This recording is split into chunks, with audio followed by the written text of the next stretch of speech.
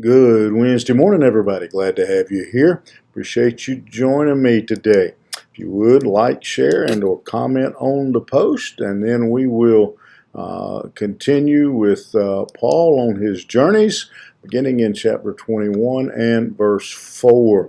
We've already touched on this verse a little bit as we've seen Paul getting ready to cross.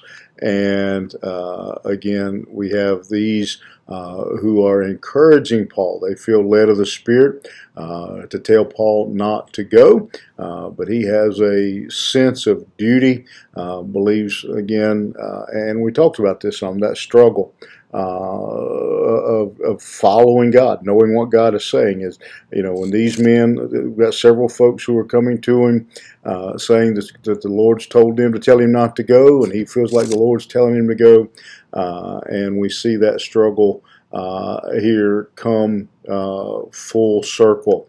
Verse 4 says, having sought out the disciples, we stayed there for 7 days, and through the Spirit they were telling Paul not to go on to Jerusalem. And when our days there were ended, we departed and went on our journey. They all, with wives and children, accompanied us until we were outside the city. And kneeling down on the beach, we prayed and said farewell to one another. Then we went on board the ship, and they returned home. That struggle of finding the will of God, that pull between good, godly men who I believe had Paul's best had the best intentions for Paul, and they're warning Paul, but Paul is feeling led to tell them to go. Or to go ahead, to go on to Jerusalem. Again, this is a tough passage for me, honestly, to discuss because there have been times I have been on both sides of this conversation. I have been the one who was feeling led in a certain way when some of my closest friends, who I believe had the very best intentions for me, who I don't think would make it up, felt led to tell me otherwise. I have been the one who had someone who was making a decision that I believe they thought they were doing what God was leading them to do. And I just felt like God was impressing on me to tell them not to go, not to do, not to make that decision.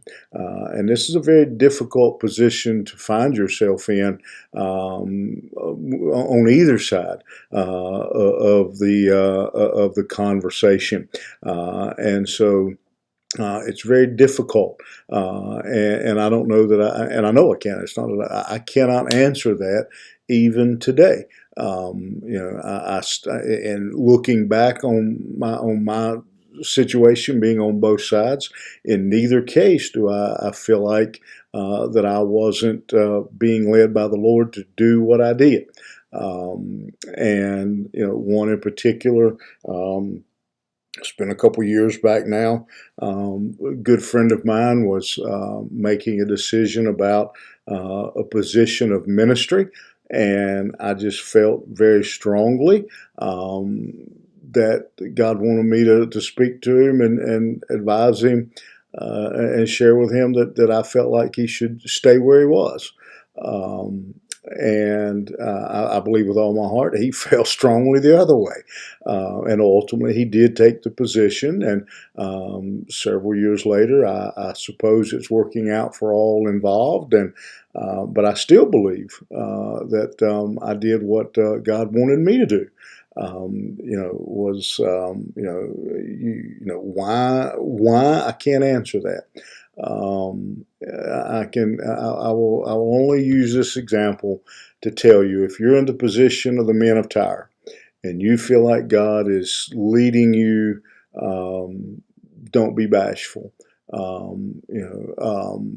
Don't get angry if the person doesn't listen.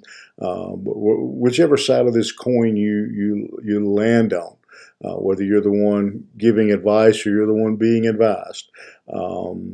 Be sure you're seeking out the leadership of the Spirit. That make sure there's no selfish motive, no personal desires, but that you are being obedient, and that's the case no matter what. We, as believers, we should be Spirit-led, Spirit-driven, guided by the Spirit of God. That we are following Him in all we endeavor to do. You do that today.